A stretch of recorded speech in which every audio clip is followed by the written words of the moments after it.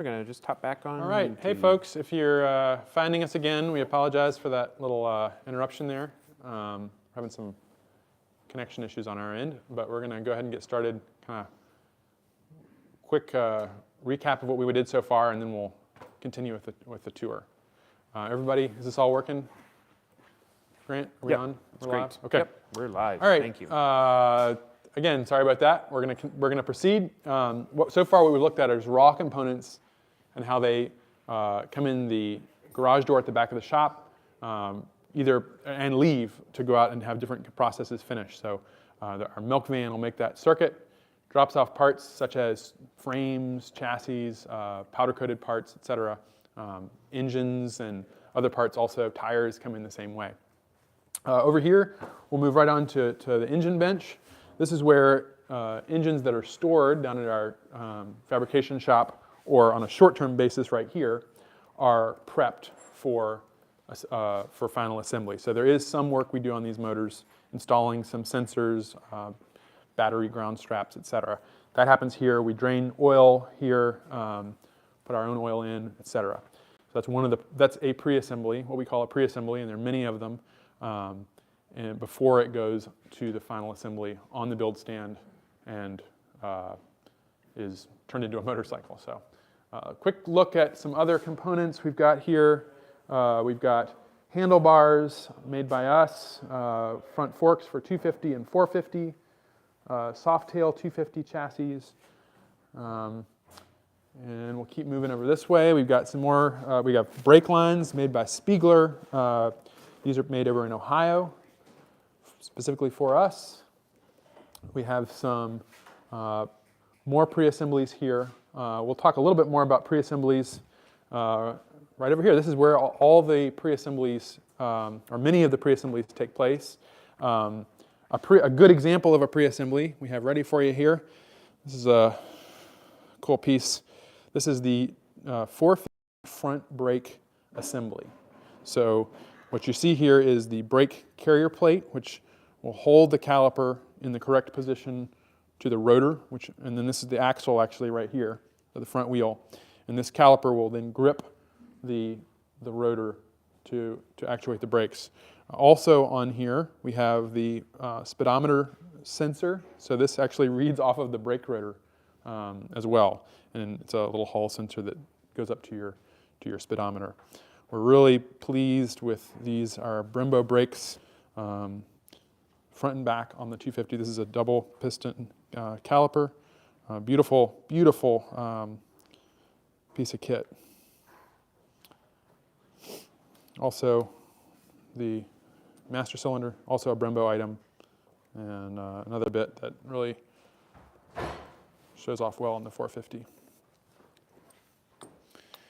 So okay, everything. This is Grant here. Everything seems to be good with audio now with the new stream. If you have any issues, pop it into the chat. Let us know what your questions are, and we're off and away. Hello, I'm behind the camera today. Nice to see you all. Let us know what you would like to learn about. This is fun. So that same concept right there that we talked about with pre-assemblies is true of any of the pre-assemblies we do, whether it's 250 or 450. There are lots of bits that need to be put together or adjusted prior to going on the build stand and being turned into a motorcycle. So this is the pre-assembly station. We're going to take a little moment here to look at some items that we manufacture or we use that are interesting. I'm actually going to move around behind here. Some of you may have seen some of these parts. These are pieces that really, I think, set apart what we do from the rest of motorcycling. These are parts that are made 5 minutes down the road from us. Most of these bits here, actually, all these are made by our machinist, and they're just another example of how we're a little bit different. This is the front axle on the 250 with its engraved head there. These are stainless steel, and we do that for a number of reasons. We don't need to plate them, and we can get this really beautiful finish and make it ourselves. So these are completely unique to the Halcyon or the 250 line, both Griffons and Halcyons. We have different sizes for the 450 and different parts of that bike. Another beautiful piece is the top nut for the forks. This is used on both the 450 and the 250. A gorgeous stainless steel piece with fine threads on the inside. And this goes right on the middle of your fork top plate. Right below your handlebar clamps, another beautiful machine piece. I don't know how if you can see the detail on this, but the beautiful machining marks and design that we came up with for the handlebar clamps. These are used on the 450 and the 250, and I just can't get enough of them. The fuel cap for the 450 and 250. What a beautiful iridescent machining marks on that. This is a knurling all the way around the edge. And then we use a Delrin plastic threading to avoid any kind of galling on between the aluminum cap and the aluminum tank. More little bits that real quick go through. This is the axle spacer. So this would actually go on that axle and space out the wheel. This is a aluminum piece made by our machinist, and then he also laser engraves on there through the anodizing the part number and how it's used with a lovely long rear right inside spacer and the part number for the 250.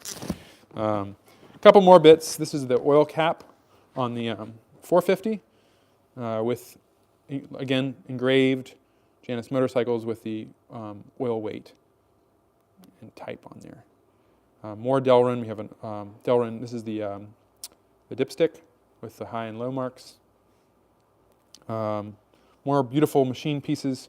And last but not least, we have here some of our brass pieces we use that are very, very small. I don't know if you're going to be able to see these, but this would be the jet needle for the 250 carburetor. And you definitely won't be able to see it, but it actually has its part number and name engraved on there too.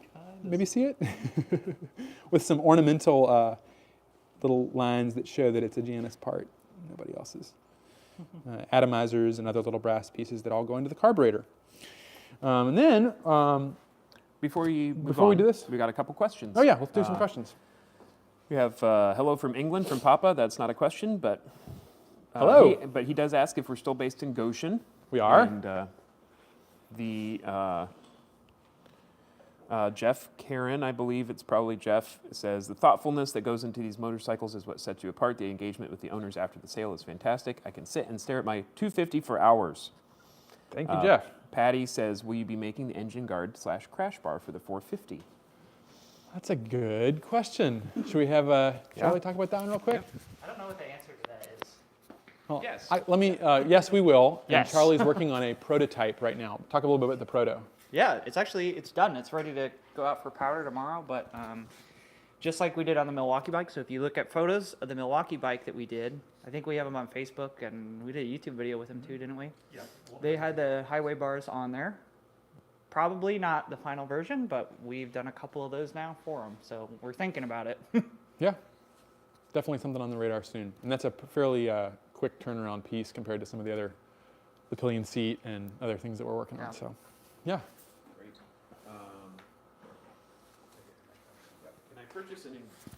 Can I purchase an engraved cap to go on my current 250?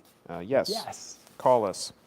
Mitch is gone for the afternoon, Jeff, but call us on Monday and we'll get one on order for you.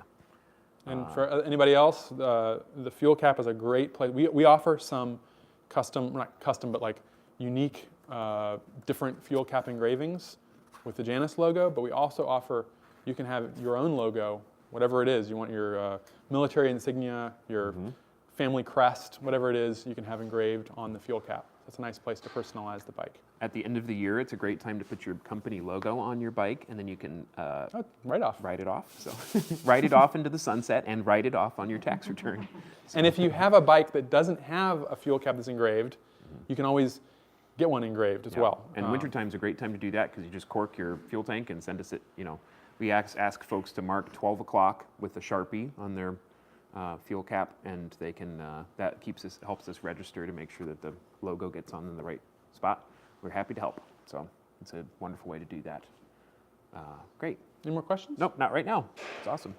Do we want to talk about carburation and Let's do it. injection? Okay, great. So we're gonna, we haven't done this before yet on here on these live streams, but we're gonna show you all the carburetor we use on the 250 line and the fuel injection we use on the 450. So we'll start off with the 250. This is probably one of the most complex parts on the 250 that we make a lot of parts for.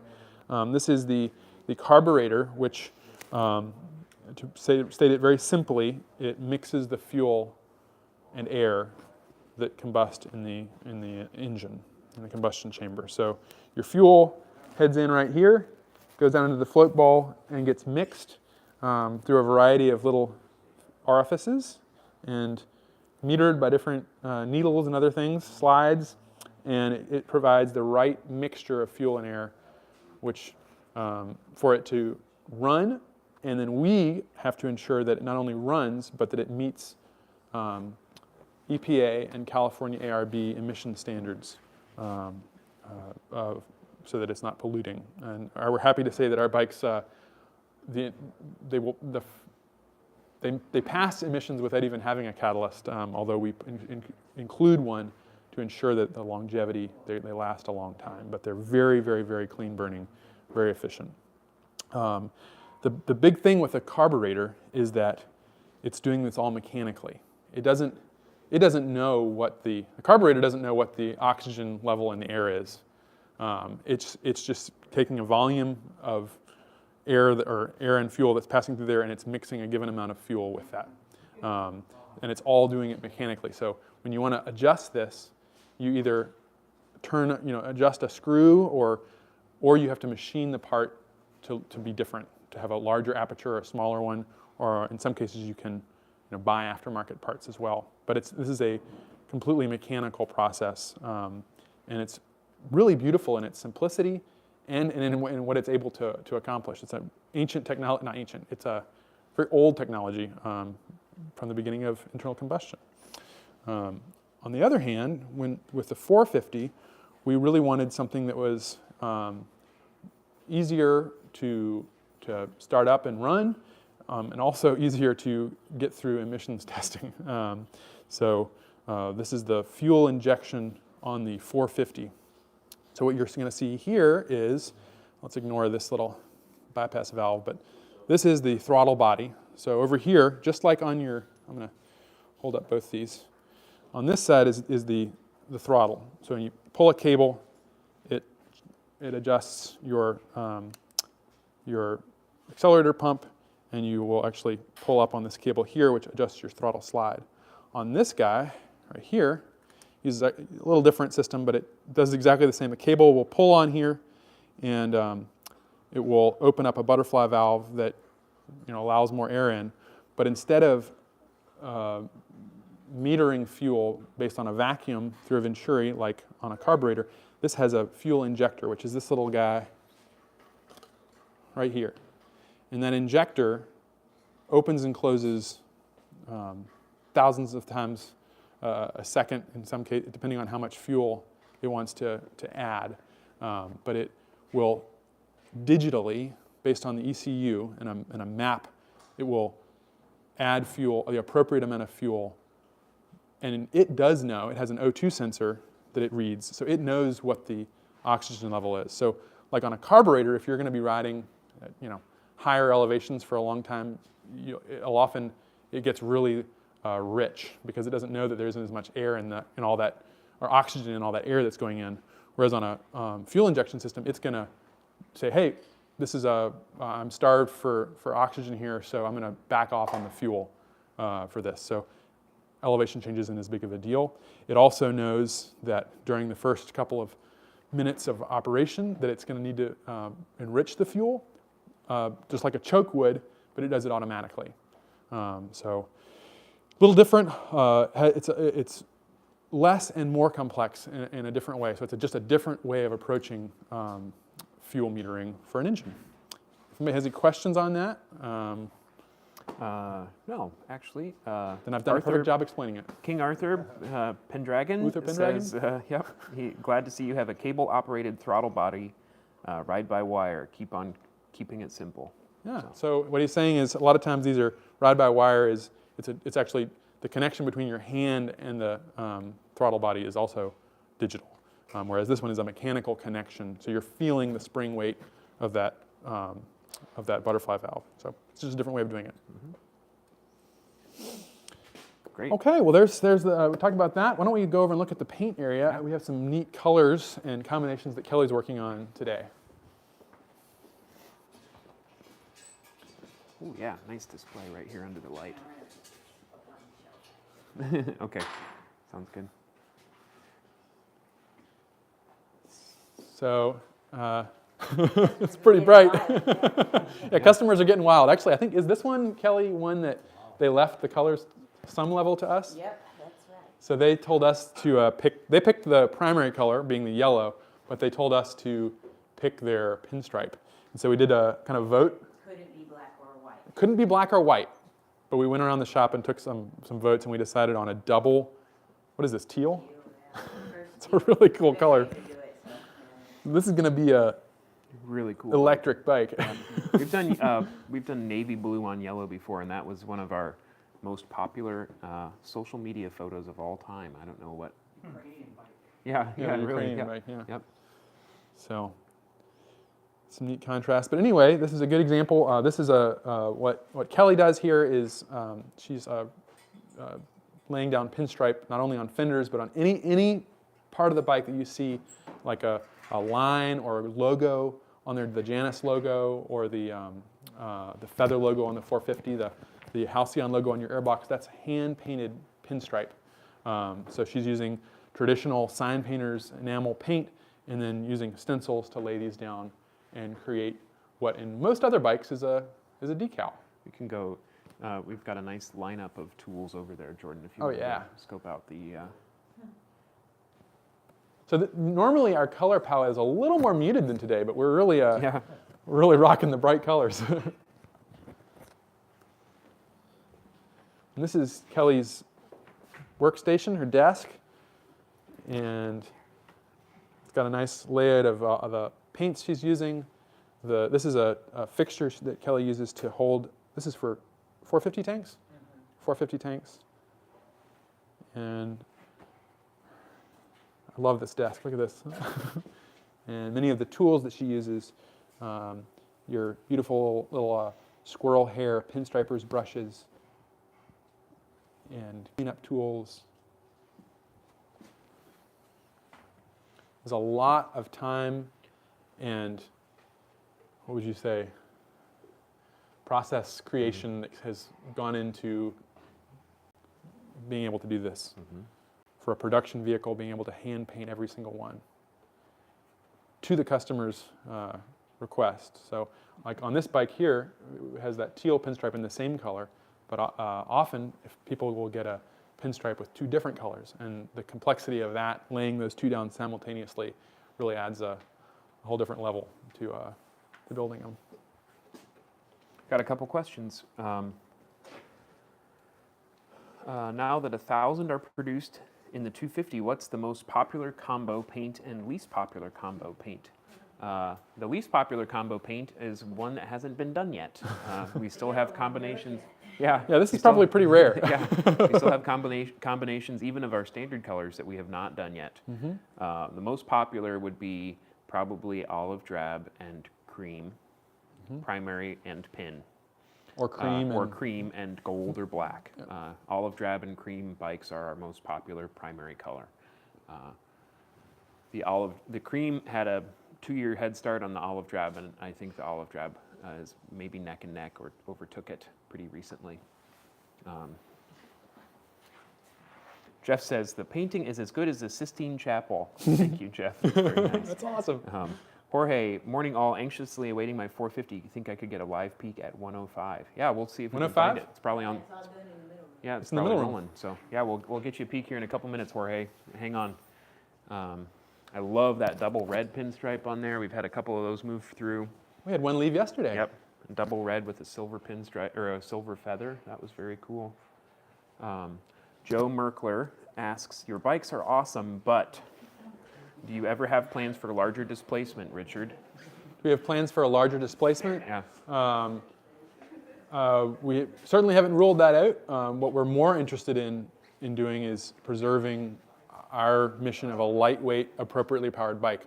That could be a bigger engine, could be a smaller one, but we're kind of like with our jump to the 450, our main concern was ensuring that it still had that approachable Janus factor, that a lightweight, appropriately powered bike. So if we were ever to do that, it would still need to fit that bill.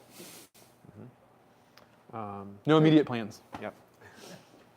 You want to look at these bikes back here? The one thing that I say to people that ask about that kind of on a sales side is if we come out with a large bike, we immediately have another 24 competitors. This is our own little corner of the playground that we like to play at, and more, manufacturers understand what the charm of small displacement are, but I don't think anybody does it as good as we do. And you even buy a Royal Enfield, a small displacement Royal Enfield, and it's 100 pounds heavier, and it doesn't have the same sort of featherweight feel as a Janus does, especially the 250.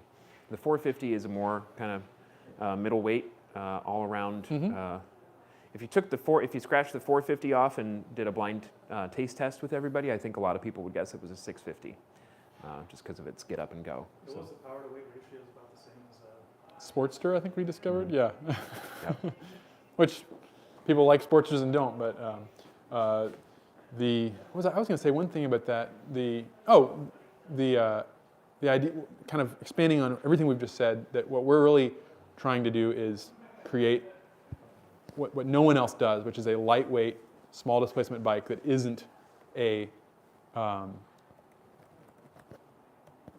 like a intro, inexpensive, cheap bike. Correct. We want to, and I'm not saying we want to make it expensive, but we want to make it well made, and we're not sparing expense because it's small. We're trying to make a bike that is as beautiful as any bike, and that fits that bill of a lightweight bike. So we're working on explaining that better every day. And one of the sacrifices that you make with a large displacement bike is you don't get to enjoy all of the bike every day that you ride. And there's some things that a large displacement or high horsepower bike can do, and there's some things that you give up when you get a high horsepower or high displacement motorcycle. And that's some of the approachability and the enjoyment and the featherweight feeling of a small displacement bike, and the kind of the roadster style experience that one of our customers called it. It's like driving a little Porsche Boxer around and, shifting through all 5 gears every single stoplight. That's what a 250 is like, and a 450. So, hello, Bree. How are you doing? Yeah, absolutely. Yeah, this is a great little display here. These are our two newest colors with the 2023 model year. The one on the left we're calling Indy Racing Green, a little nod to British Racing Green, but the Indy 500, being Hoosiers that we are. This is our updated British Racing Green color. If you are familiar with British Racing Green, this is a lot closer than our hunter green that we've had for a long time. So it's a more nuanced color, let's say. And then what is this? We call this one the pewter. Yep. And it's really hard to show online, but it's got this wonderful little luster. It's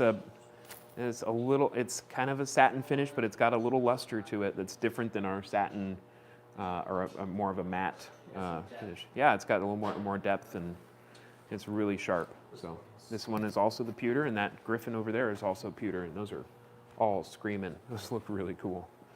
That Griffin looks stunning with, both these, look at that black and silver. This is a Griffin without the luggage rack, which we don't see very often, but it looks really good. Joe asks, what's the price structure at this time? I will talk through that behind the camera. The 250s start at $8,800. The Griffin 250 starts at $9,200. The 450 starts at $14,995. Most people end up spending between $600 and $1,600 in upgrades or add-ons or extra pinstripes or cosmetic stuff that they want on their bike. You do not have to. The base price comes beautiful and functional. So it's I tell people that sometimes it's fun to hold a couple things back to ask your kids for Christmas gifts and anniversary presents. Yeah, Jeff says, I love how we all have choices in our paint combos. If you multiply our primary colors, which we have about 12 standard primary colors now, times our one pinstripe color and a second pinstripe color, and on the 453 feather colors, you have several thousand, approaching 10,000 color combinations that are available. It's pretty neat. Not all of them you should do, necessarily, but they're all available. But you can, yeah. We dare ya, yep. Someone was asking about height. Oh, yeah, yeah, great. Sit on a bike and Absolutely. Height Yep. of 250, 450? Yeah, absolutely. Yeah, so Yeah, Kelly's better. well, this guy's on the other end of the spectrum, I think. So he's concerned about the 250 being rather small for a 6'2", 200+ pound person. I know Richard is a bigger guy too. I am a 6'6", 200+ pound person. Yep. And when I designed this, made sure that it was going to fit me. So I'll sit on it here. I have sat on many larger bikes that I feel more cramped on. So if you see me with hands on the bars, feet on the pegs, this is kind of like, Grant calls it the sit up and beg, but it's like, it's just a very comfortable, normal, Neutral seating position. neutral sitting Yeah. position. Kind of like what you might find on a more like a cruiser style bike, except we don't do forward controls. But Honestly, people that ride BMWs find the seating position really similar. It's a shorter Really? bike for sure, but it's like an adventure style bike Yeah. without rear controls or forward controls. It's like a neutral seating position. yeah, I think it is fair to say it's similar to an adventure style bike, except that often adventure bikes are you're 36-inch seat height, which it doesn't have. Yep. Oh, Gordon, I'm sorry that I missed your question. I'm not trying to skip over you. Gordon asks, there's aftermarket 250s available. Will you do one for the 450 with more volume? We cannot without putting it through EPA certification. Yep. So if you would like to fit your bike with an aftermarket 250 or a 450, there's lots of choices out there. And buyer beware, you might void your warranty or Right. it's a kind of that's up to you at that point. But I know lots of people that have done that, and we are limited with the entire fuel delivery system of our motorcycles, both 250 and 450, by the EPA. So if we decide that we want to do that, that's a EPA certificate that we would need to get. So. Good. Great. Let's keep on walking. Look at that awesome orange bike too. Sweet.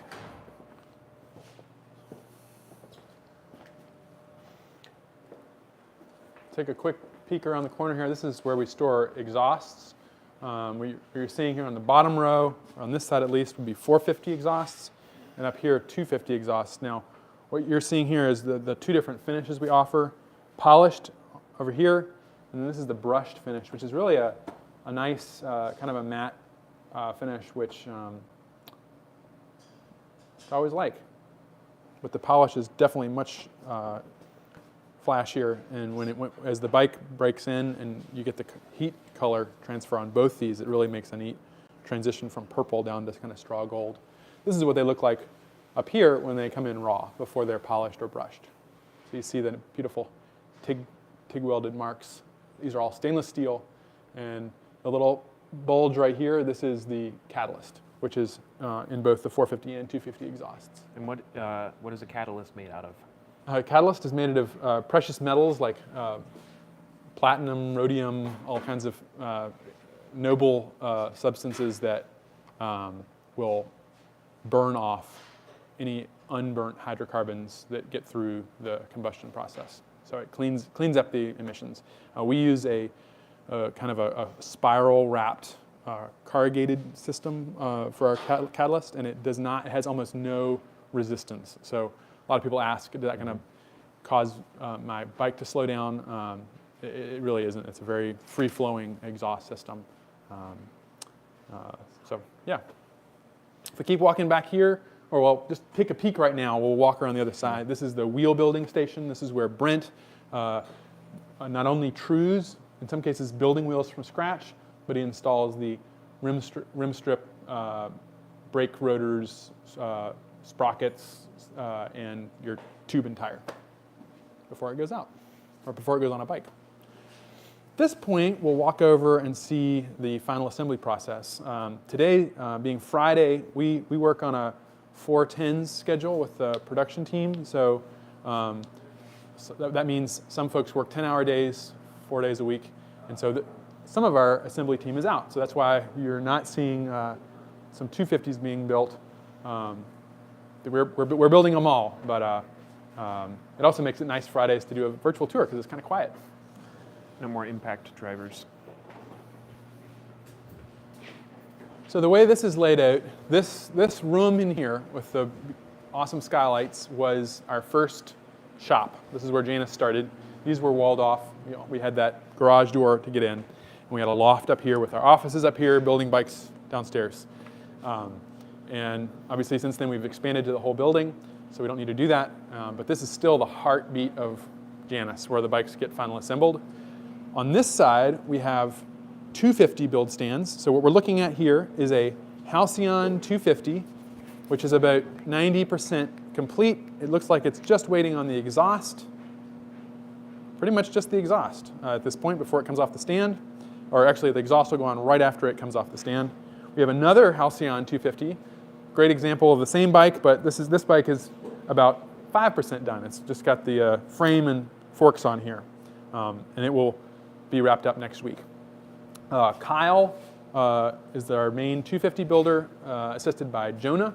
And then back here is our 450 section, led by Ryan, our senior assembly tech. And then he has Jared, who's our second 450 assembler.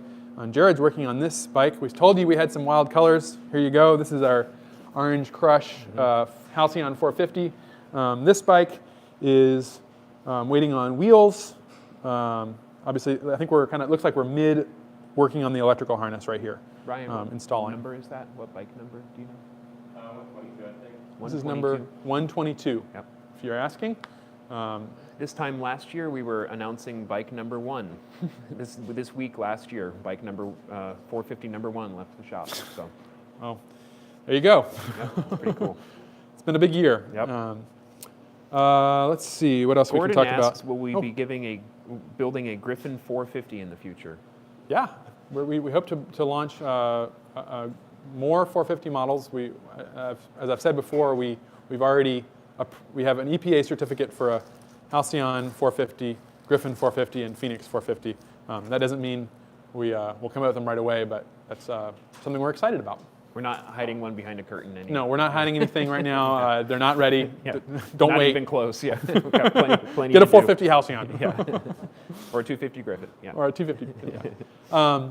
Yeah. Surrounding this room are most of the parts that the assembly team grab on a regular basis. So obviously they're walking over and grabbing an engine. Specifically, that's something they have to walk, are chassis components. But for a lot of the smaller bits, they can walk, like we talked about, axle spacers, stuff like that. It's right here within easy reach. These are axle spacers for the 450, a little more complex units with a dust cover, brake parts, etc. These are things that are pre-assembled already, and now when that box is almost empty, the pre-assembly team will make sure that they refill it. So this would be, in this case, I showed you earlier the Halcyon 450 front brake. This is the Brembo rear brake with a beautiful Brembo master cylinder and single piston caliper. And then this is a adapter plate that we make that bolts on that makes it work with our rear transom.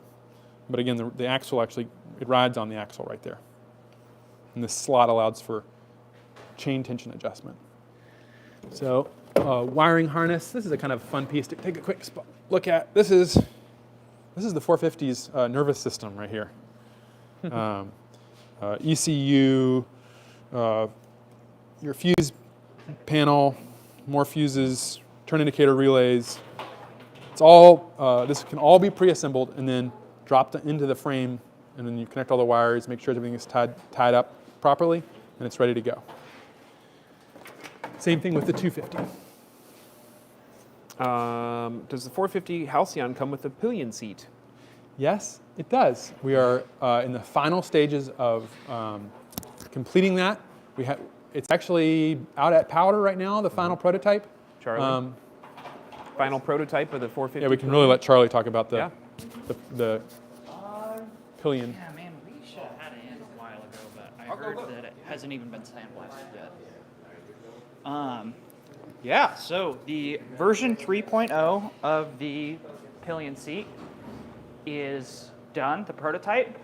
The design's done. Just yesterday, I finished getting all the drawings and the files for the laser cutter so we can make it. So basically, all that's left is designing and ordering some tooling for it. So that is my last big project before we upgrade the place where we work to the design center. We're going to build some offices and some workspaces, but before that happens, I have to get the pillion seat into production. My #1 big project right now. So it's on its way. And Richard's been working on the actual foot peg for the pillion seat the last couple weeks. So one thing we want to make sure that we come out with at the same time as the pillion is the foot pegs for the passenger. As many of you know, your bike already has a spot for the passenger pegs or pillion pegs. We're going to use the same foot peg, but we needed these fold up real easily if you corner aggressively, but the passenger pegs need to be able to fold up and out of the way. So we have this neat little system, same peg, but it has a detent. So when I kick it up, it has the most satisfying little click, ball detent and spring. So those, we make the bracket. We get these awesome little foot pegs from Biltwell, and we will be offering these with the pillion seat rack. So I would imagine we'd offer, if people just wanted to use it as a rack, you wouldn't need to get these, but if you get the pillion, this will come as a package that you can install and be ready to take a passenger. Next week, the final version of the pillion seat. We'll have it on a bike in here for you to look at. Yeah. Got a couple long questions. Mike asks, I've been watching a lot of YouTube videos of guys building board track racer tribute bikes with heavy patina. Have you or any of your customers ever attempted to accomplish that look with the Janus? I'm not sure we've done any like straight up kind of like attempts at a board tracker, but we've had some really neat customs that went in that direction. I'm thinking of Bronze Age by Mark Atterbury, which is probably one of my favorite Janus custom jobs. I think he took a brand new Halcyon and just dug right into it, and he bobbed it, opened it up a lot, put some different, kind of turned a lot of it into brass. So really, really neat build. Look up Mark Atterbury Bronze Age. I'm going to put it in the comments right we're going to put it in the comments. Yeah, great. That would be a great idea. We'd love to maybe offer a limited edition, something like that someday. So, very cool. Great. Let's keep on walking. We're getting close to our end. Okay, so once the bikes are here, the last thing that you can't do on the stand is add the exhaust. That gets added, and then we take it into onto our rolling road to do a certification. We'll take a quick look in there.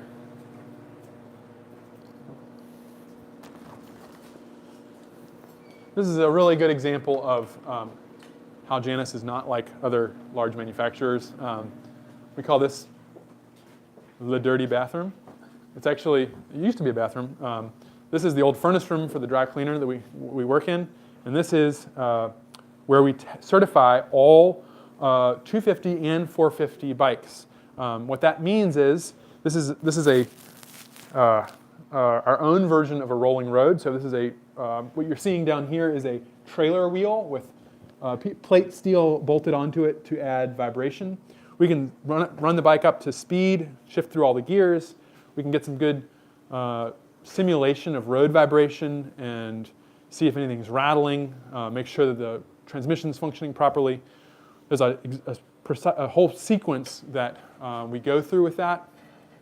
Chase handles all the certifications right now.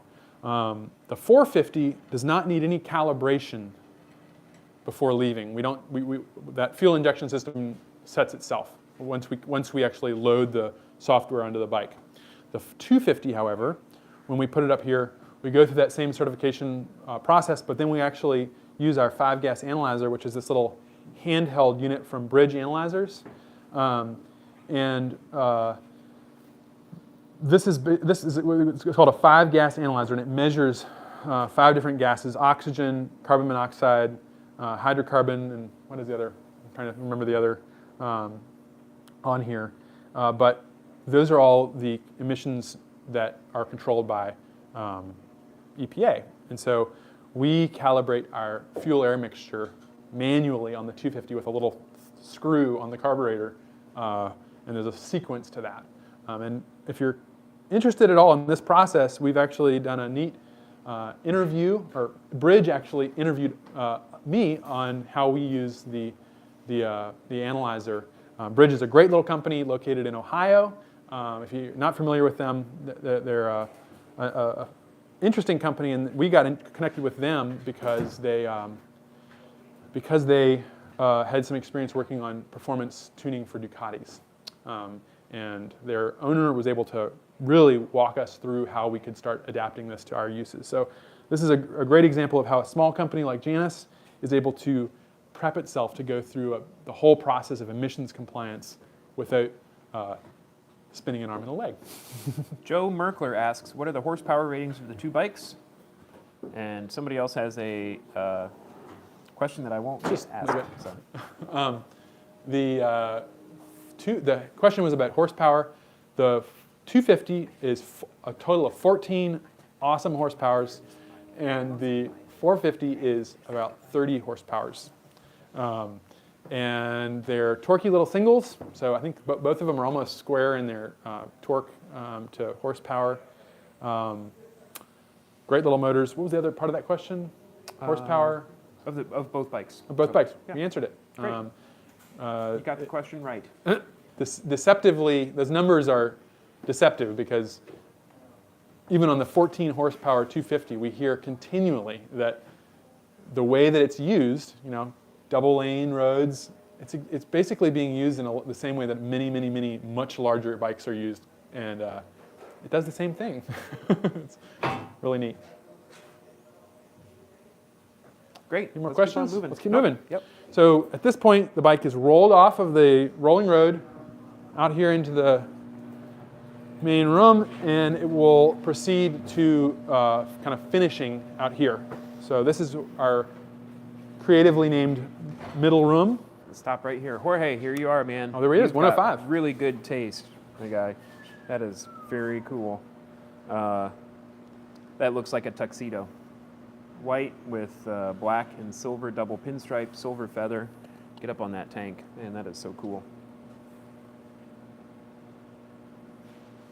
Scott Spence, while we're all ogling this motorcycle, asks, do you have to periodically go through a certification process to certify your own emissions?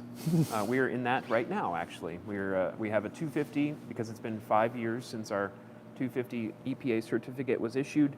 We're doing confirmatory testing on the 250, and we also do testing on the analysis machine as well. We have that calibrated routinely. Just did that 2 weeks ago. Yep. Yeah, right in the middle of both of them. Jeep Man Dan is 450 121 in there somewhere. Yeah. There it is right looking here. at it, man. Yeah. It still needs a little bit of finishing on the fuel tank, but and a wash and detail, but it looks like it was wrapped up very recently. It has not been washed or detailed yet. So, oftentimes right now, the last thing that's done on the bike is the addition of the emblem, the tank emblem, and the final coat of paint, the black outline and feather logo. So that's what hasn't been done on this bike, or the one next to it. Once the bike is, as I said, comes out of certification, it'll then go up here, and that's when it moves to a wash and detail. If there's any last pinstripe that has to happen or the emblem goes on, the wash and detail happens right here. Sean is our wash and detailer, and so this is we have a shower curtain, giant shower with a power washer and a blow dryer where we can carefully wash the bikes and prepare them to be detailed, which happens right here. And this is where we final detail the bike, make sure everything's ready. We'll take pictures of the bike, and then The last thing that happens is it gets we call the last chance inspection, and it's usually done by Kelly. Who has the most attentive eye here to make sure that everything is perfect and the options are installed correctly and there's no little defects in paint or anything like that. So, yeah. And then it's ready to leave out the front of the building. So we went from the back to the front. You've just seen everything at Janus Motorcycles except for our fabrication shop. And if you want to see the fabrication shop, you can watch the video we did 2 weeks ago down there, the live stream, or we'll probably be doing more down there in the months ahead. Mm-hmm. While we're here, check out some of our new merchandise. Always the merchandise Carney guy. Our pennants are awesome. Those are on the website. Our Owners Rally posters are live. Our friend Sasha from Italy did a custom painting for our Owners Rally if you need some garage art. Our banners are also in stock. Lots of fun stuff to gift to a loved one, even if that loved one is yourself. So, base price on the 450 is $14,995. Joe. Mike Topple asks, any success with sidecars? I remember seeing a green bike on a group photo with you guys on the Distinguished Gentleman's Guide ride had a side hack. Most people that put a sidecar on their bike right now get one from some of the great third-party options out there. There's one in Texas. There's others in the Northeast. Some of the universal sidecar manufacturers out there will match your color code, and we'd be happy to share color codes with them so that you can kit up an awesome sidecar. The Zeppelin-style ones are great. There's fiberglass ones that are also great. Do some shopping. We do not sell sidecars out of the shop right now. That's another EPA kind of consideration. So, great. That is the last Phoenix. Yes, that's Gary's. This is actually just a really stunning looking bike. Coffee's done. Yeah. This is Phoenix 250 number 79, and this is the last of the Phoenix 250s. This is finished in our new green with gold black outline, and this is headed to Gary, one of our favorite customers. He has several Janus bikes, and he's been to every Janus rally, and he's a great friend of ours. Will we also be a Stormy Cromer dealer in the future? Oh, if they listen to me, yeah, sure. Was front fork oversteer ever discussed? I got on late. Front fork oversteer. I don't know what that means. Me either. Let us know. Yeah, let us know. Try and answer what that means. Yeah, let us know what you mean. Sorry if we don't speak the lingo. Great. That's all the questions I have so far. Let's head up front. Show off the bean bugs. And Yeah, absolutely. Yep. On our way up to the front here, we'll take a peek real quick. This is in the back here will be the design area, which very soon will be moving down toward TT. So my office, Charlie's office, will be moving down there. So this will be more available for assembly and service. And the room we're in right now is the service bay. This is where, if you call in with a service question, maintenance question, you'll talk to Tyler. Tyler's desk right here, service stand. We're actually working on one of our Proto 450s that we've been doing some testing on right here. So if you call in, this is where your questions will be answered on any service or maintenance questions.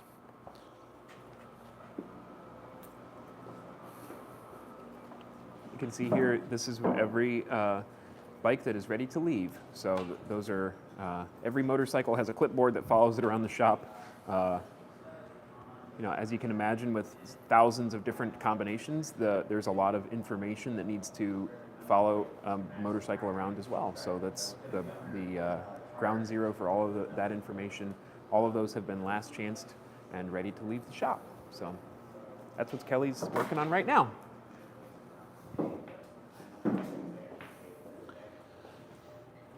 Gritty says, Harley uses the device with fluid to soften hard steering so you can't cut too hard. Does Janus Hard use what? similar? To soften hard steering. We don't have hard steering, so Yeah, we have we soft don't need steering. one. Yeah, he said, I just received my 450 custom blue and I love it. Oh, great. Awesome. That was that really royal blue. I'm wondering if maybe that's like a steering damper or something. Yeah. I'm not sure. I'm not sure familiar with that Harley Davidson technology. We are very pleased with the nimbleness and the way that the steering just naturally works with our leading link suspension. So we've never really found that we needed any additions there. The only time we've ever even bothered with a steering damper or worrying about that is with a sidecar.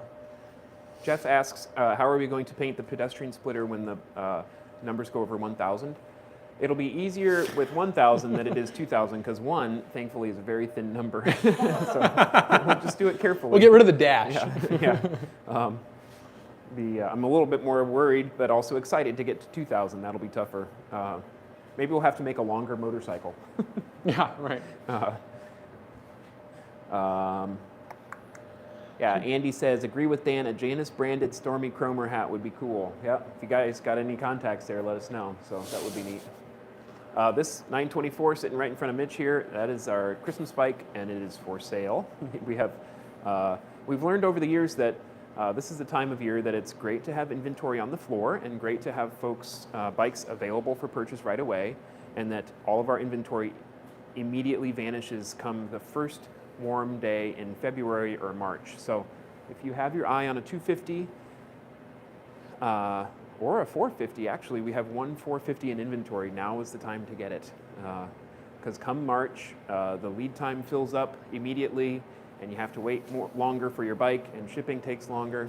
Right now is a great time to get a bike. So before we head out front, I'm going to grab our newest, I just posted about these, our newest enamel mugs. These are on the website for $15. They ship for under $20. It's very cool. It ships for $20 even. I mean, like the total price, it's $5 shipping, $15 for a mug. This is exactly what you should get for every person that has ever seen a Janus motorcycle in the world. So that's awesome. Let's head out front and take a peek at the inventory. Yeah. No, I'll take it. Nope. I'll take it later. Thank you. Connection still good out here? Yeah, we'll see. Okay, Got a lot of bikes bike, out here. I know. This is bike number 98. This was built all the way through, and our life happens sometimes, and the customer that expertly picked all these options had to back out of his build, and we are sorry about that, but we're also excited to find it a new and wonderful home. Double pinstripe with copper and navy pinstripe, polished exhaust, copper feather. Richard says it's a jewel-like in finish. It's really beautiful. It's like a Fabergé egg. Yeah. It's a metal mug with an enamel ceramic coating. Yep. Next to 98, we have Griffin number 125 with an adventure bag, bash guard, double pinstripe, wheel pinstripe, number plate, hand guards. It has every thing that you can put on a Griffin on it. This is our demo Griffin. That's not for sale yet. Phoenix number 77 is the last available Phoenix 250 to buy. So all of the rest have been sold. This one is available to ride home today. Brushed exhaust, single pinstripe, double seat, sport bars. Very, very cool. Halcyon 250 number 929. It comes with the satin black. Svelte looking bike. Yeah, it's cool. Double pinstripe with maroon and copper. That matte finish is really, really, really cool. It's like, it almost looks like it would feel like suede when you touch it. It is very neat. Brushed exhaust, book rack. We can put saddlebags on it for you if you want. Halcyon number 921. This looks like it rolled out of Lawrence of Arabia. It has got that rough superior look to it. Polished reveal on the tank. Highlights on the Janus logo, polished exhaust, double maroon pinstripe, saddlebags, book rack. 927 right next to it. I will get questions as soon as I'm done talking through this spiel. I realized I left my laptop inside. 927 right next to it is a pretty bare bones. Just a nice simple build. Cream with the gold pinstripe. That's one of our top color combinations of all time. You can't get a buttermilk motorcycle anywhere except for here. There's a book rack on it, saddle brown leather, single pinstripe brushed exhaust. We can put saddlebags on it before it leaves. 828 is our other demo that is not for sale. Number 923 is our new British Indy Racing green with a silver pinstripe. That is And a silver number plate. and a silver number plate. It makes you think of a like Jaguar X-Type or something, you know, like an old. D-type, yeah. Yeah.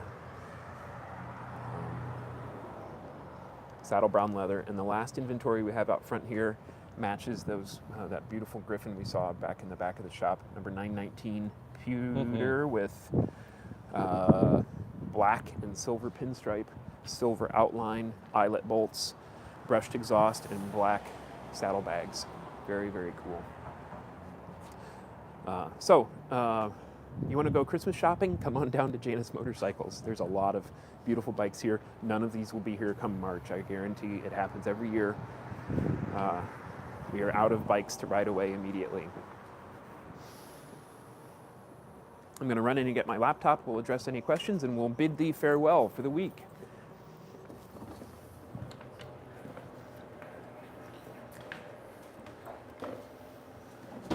Any more questions? No more questions. Willard got it. Is the drinking mug made of metal, ceramic, or resin? How does branding go? If someone wanted to make something aftermarket or merch, can they get access to license or something like that? That's a great question. Call us and let's talk about it. Mr. Gritty 2113. Smaller font. Oh yeah, that's an For the number plate? Yep. What is shipping to 6371701? I'm not sure where that's at, Joe.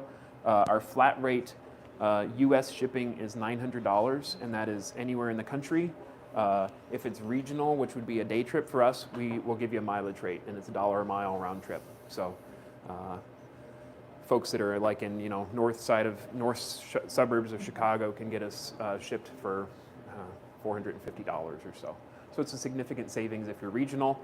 If you're in Medford, Oregon, it's $900, and we use several really expert individual independent contractors that have motorcycle rigs that they carry race bikes around for folks. They carry antique bikes around, $100,000 antique Indians or $100,000 Ducati race bikes or Janus motorcycles. We worked with some really awesome shippers, and they take bikes all across the country for us. To your doorstep, not to a depot.